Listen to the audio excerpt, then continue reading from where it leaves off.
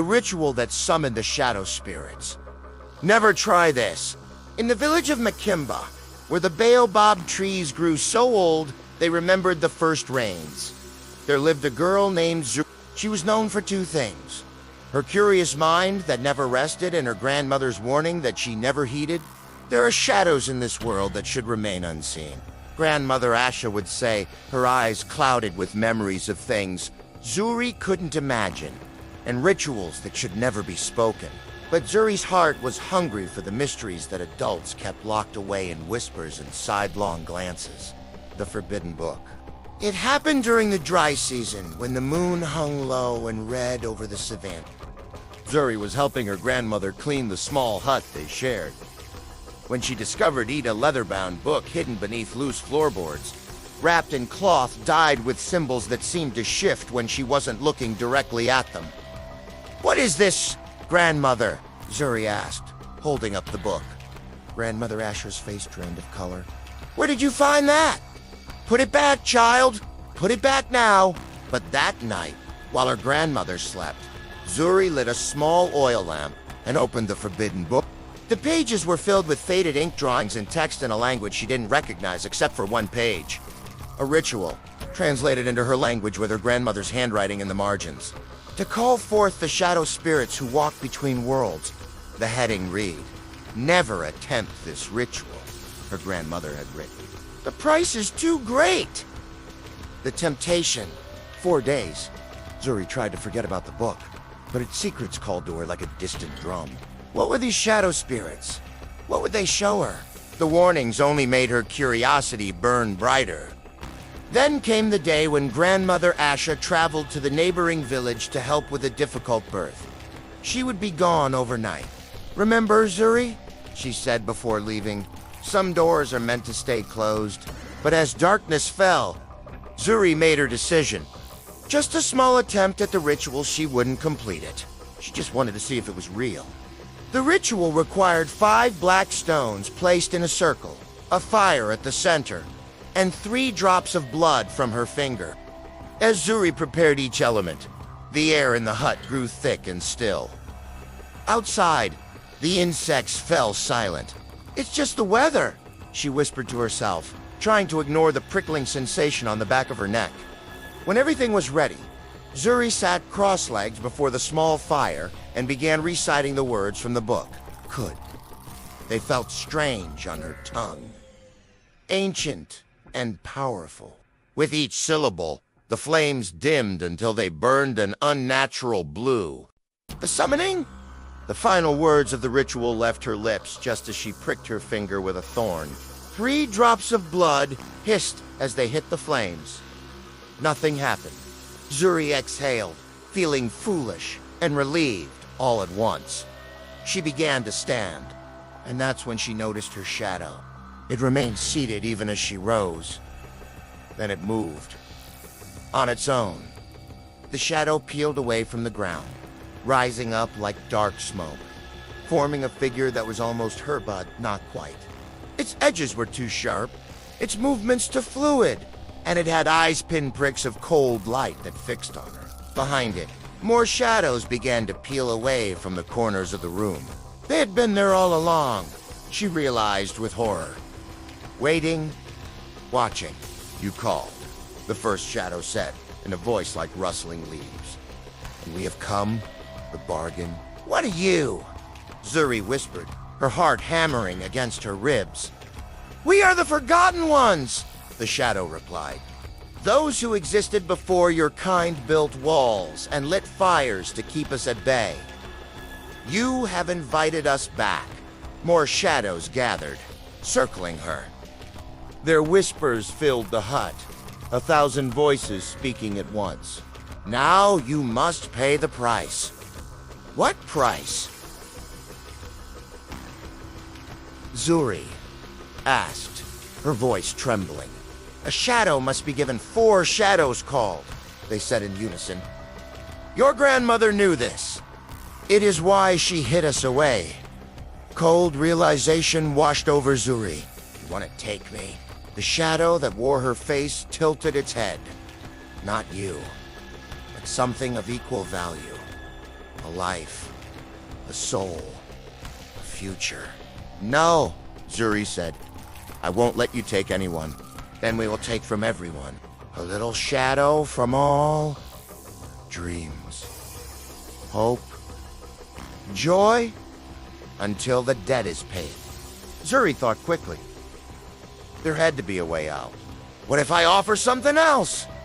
The shadows paused, curious. What could you offer that equals what you've taken? Knowledge, Zuri said desperately.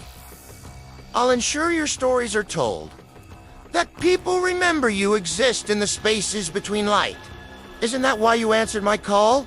To be remembered? A ripple passed through the shadow gathering. They conferred in whispers that sounded like wind through dead grass. Not enough, they finally said. Memory fades. We need something that lasts. The sacrifice. Zuri's mind raced. What could she offer that would satisfy these ancient beings? Then she remembered something her grandmother had told her, that intent was the most powerful magic of all. What mattered was not what was given, but how deeply it was felt. What about this?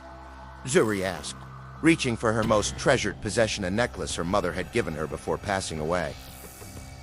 Contains my happiest memories, my strongest connection to love. She held it out, and as she did, tears fell from her eyes. The shadows watched, the tears splash against the necklace's wooden pendant. Freely given grief, the shadows murmured. Rare indeed, the shadow that wore her face approached, extending a dark hand that passed through the necklace butt. Instead of touching it, the shadow seemed to absorb something invisible that surrounded it. The essence of what it meant to Zuri. Accepted, the shadow said. But remember, child of light, we are only bound for one cycle of the moon.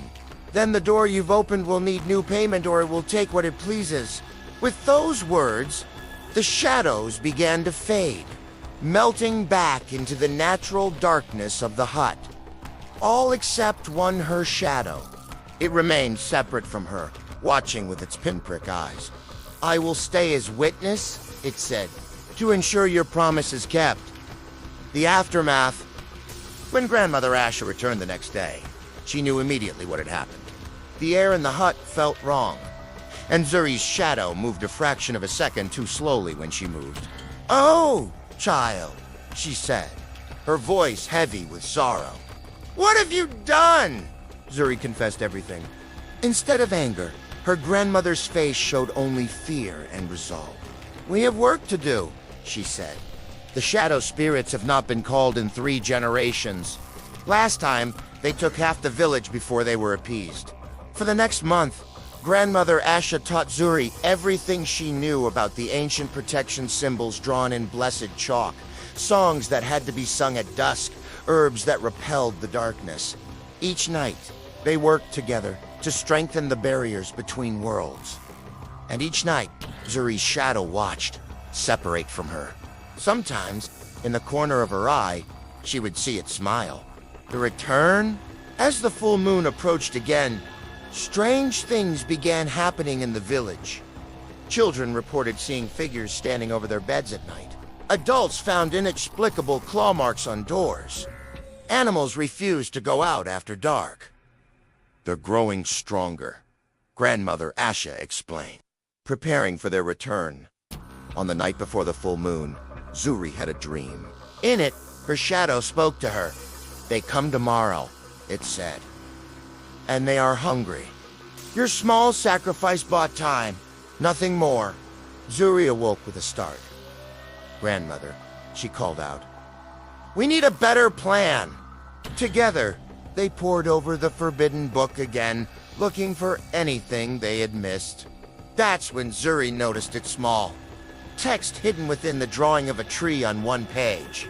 Words that became visible only when she tilted the page toward the light. Look, she exclaimed. There's another way. The true ritual. The hidden text revealed that the shadow spirits could be bound permanently, but only by someone who had summoned them and survived. The ritual required returning to the place of summoning during the full moon, and offering not a sacrifice, but a truth so painful it could never be taken back. A truth, Zuri asked. How can a truth bind spirits? Because truth is the opposite of shadow, her grandmother explained. Shadows hide, truth reveals. It is the perfect binding. But what truth could be powerful enough? As the sun set on the day of the full moon, Zuri prepared the ritual circle again, this time with her grandmother's guidance. The village had been warned to stay inside, doors locked, symbols of protection drawn on every threshold. As darkness fell, the shadows came not, just one or two, but hundreds. They poured into the hut like liquid night, forming a writhing mass around the circle where Zuri stood. We have returned, they said in their many voices. What payment do you offer? Zuri took a deep breath and looked directly at the shadow that wore her face. I offer truth, she said. The truth about why I summoned you. The shadows hissed with interest. I called you not from curiosity alone, Zuri continued, her voice growing stronger, but because I wanted power, because I was tired of being just a girl in a small village, because I thought I was special and deserved more than others. As she spoke, tears streamed down her face, not from sadness, but from the searing pain of complete honesty with herself. And the final truth is this. I was wrong. There is no power worth the harm I've brought. No knowledge worth the fear I've caused. I am not special, I'm just as vulnerable and connected to others as anyone else. With each word, the shadows seemed to shrink back, as though her voice was painful to them. Clever child, her shadow said. But not enough. We need more. The final price. Grandmother Asha stepped forward then. Take me instead, she said. I am the one who kept the book, who failed to destroy it after the last time. The fault is mine. No, Zuri cried out, but the shadows were already moving toward her grandmother, eagerly circling her. In that moment, Zuri understood what she had to do. The most painful truth wasn't about her mistakes or pride. It was about love. Wait, she called out. There is one more truth. The shadows paused. The truth is that I love my grandmother more than myself, Zuri said, her voice cleared despite her tears. That I would give anything, my future, my dreams, my life too, undo what I've done. And that is a truth that will never change, no matter how many years pass or how far I travel from this place. As she spoke these words, something extraordinary happened. The fire in the center of the ritual circle flared up, burning with a pure white light that caused the shadows to shriek and recoil. Zuri's own shadow, which had been separate from her for a month, suddenly rushed toward her knot in attack, but as if pulled by an irresistible force, it reconnected with her feet, becoming a normal shadow once more. The other shadows began to dissolve like mist under the morning sun, their whispers fading. Truth freely given, they said as they disappeared. The debt is paid. We are bound. The legacy. When it was over, Zuri and her grandmother collapsed in exhaustion. The book lay open on the floor between them, and as they watched, its pages began to crumble into dust. It's done, Grandmother Asha said, relief in her voice. They cannot return unless summoned again. In the days that followed, the village gradually returned to normal. The strange occurrences stopped. Children slept peacefully again. But Zuri was changed forever. She understood now why some knowledge came with warnings, why some doors should remain closed. The shadow spirits had shown her the dangerous power of her own desires and the greater power of her capacity for love. Years later, when Zuri had children of her own, she would tell them stories of brave heroes and magical creatures, of distant lands and incredible adventures, but she never told them about the shadow spirits. Instead, she taught them about truth and consequence, about respecting the mysteries of the world. And sometimes, on nights when the moon hung low and red over the savannah, she would notice her shadow moving in perfect sync with her movements. And she would smile, knowing that some rituals should never be tried and some stories, like the shadow spirits themselves, were better left in darkness.